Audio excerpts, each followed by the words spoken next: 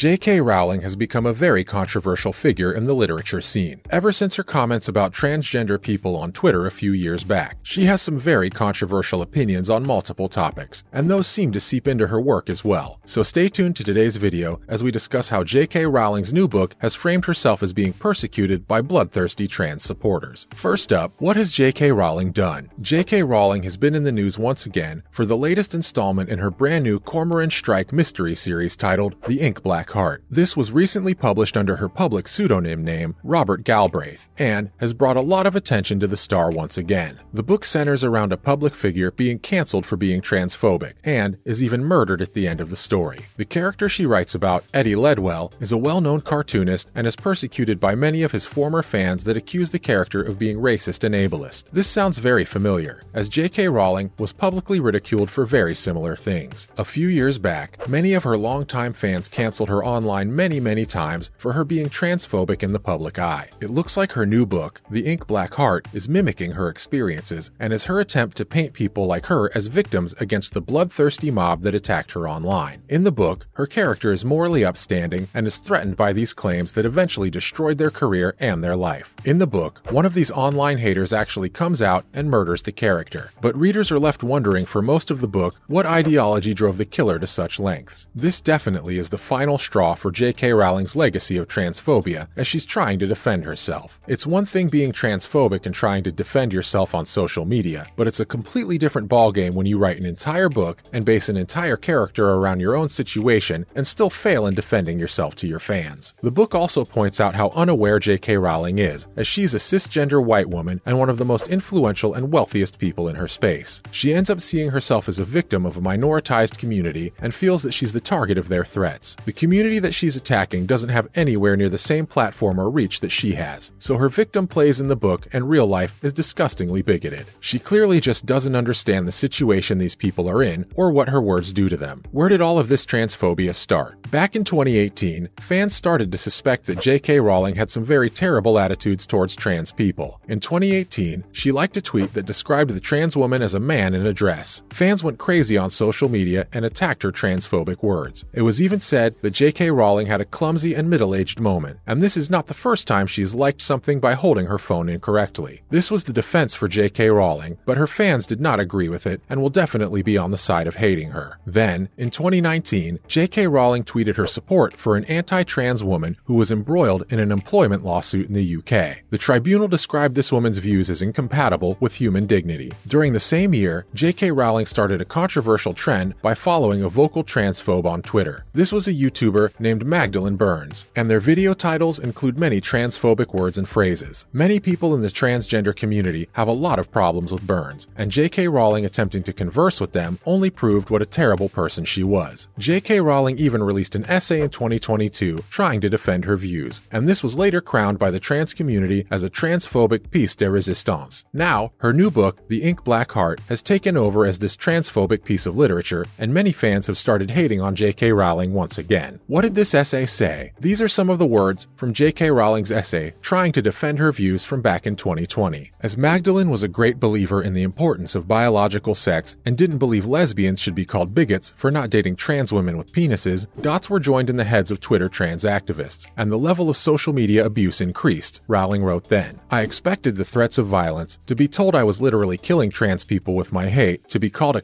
and bitch, and of course, for my books to be burned. Let us not forget that poorly received open letter in which she and others attempted to cancel culture. Rowling and the roughly 150 other signatories seemed to either not understand or chose to ignore power dynamics and inequities, whereby public figures have reach and influence that the vast majority of others don't, including, for example, a young trans person who might object to online abuse. With this power, I would argue, comes an even greater responsibility to not target minority communities, especially those already under threat. Around 50% of trans youth seriously consider suicide, and hundreds of anti-trans bills have been introduced across the US in 2022 alone. J.K. Rowling is just an awful person at this point, and she's completely shown her true colors over the past few years. The Harry Potter series was a magical world where misfits come of age and found safety and belonging within their new world. It was the perfect series for many misfits and youths in the real world to relate to certain characters and find themselves escaping reality. Harry Potter is a major part of the LGBTQ youth community and is used as a way for these kids to express themselves while feeling safe and having a sense of belonging. Instead of adhering to her crowd and hammering down on the ideas of helping these people, J.K. Rowling appeared to abandon the legacy and be remembered for waging war against the transgender community. She's an awful person and does not deserve the success she has nowadays. It's come to the point where she has to write under a pseudonym instead of under her real name, as people don't want to see the name J.K. Rowling on any book. J.K. Rowling will go down in history as one of the most successful writers in the industry, but also one of the most controversial of the past few years. That's all we have on this J.K. Rowling situation and what she's done over the past few years. It's just awful that such an amazing writer who created a perfect world for these youths completely destroyed her representation on social media. J.K. Rowling could have been the driving force for many of the LGBTQ youth communities by using Harry Potter to drive certain motives. Many characters already relate to the little details within Harry Potter, but clearly, J.K. Rowling didn't want to go down that route. Instead, she completely destroyed her career and any chance she had of carrying on the Harry Potter legacy with this new group of LGBTQ youths who wanted to support her work. Please let us know down in the comments section below your thoughts on all of this. Also, tell us if you agree with this hate towards J.K. Rowling. And now, on to some other news from the last few weeks. Finally, J.K. Rowling said she chose not to appear during the Harry Potter reunion special following her latest allegations. Our final piece of information comes from the Harry Potter reunion special that aired a few months back. Basically, every Harry Potter fan was super excited for this reunion, as it would bring back all the original cast to talk about what happened during the filming and that time together. The vast majority of this cast grew up together, and this was the first time they were seeing each other again in the public eye in a long time. The biggest thing that didn't happen during this reunion special was that J.K. Rowling herself did not appear. She didn't film any new footage for the show, but the cast did discuss her and her cultural impact on the books. Many tabloids claimed that J.K. Rowling was snubbed from the production due to her controversy. However, it was confirmed just a few days ago on Graham Norton that she didn't want to appear. It wasn't that she wasn't allowed, it was that she just personally didn't want to appear. Her excuse was that the project was more about the films and the books, and that was what the anniversary was about. No one told her that she couldn't do it, she just decided not to, was what she said to the presenter. It does make a lot of sense why she wouldn't appear, as it would definitely bring back down the love that the special had throughout the community. And that's the end of today's video. I hope you enjoyed this latest video. If you did, would you please let us know down in the comments section below? It would be very helpful. Make sure to like the video, comment, and of course, subscribe to the channel with the notification bell rung. Thank you for watching today's video. Bye.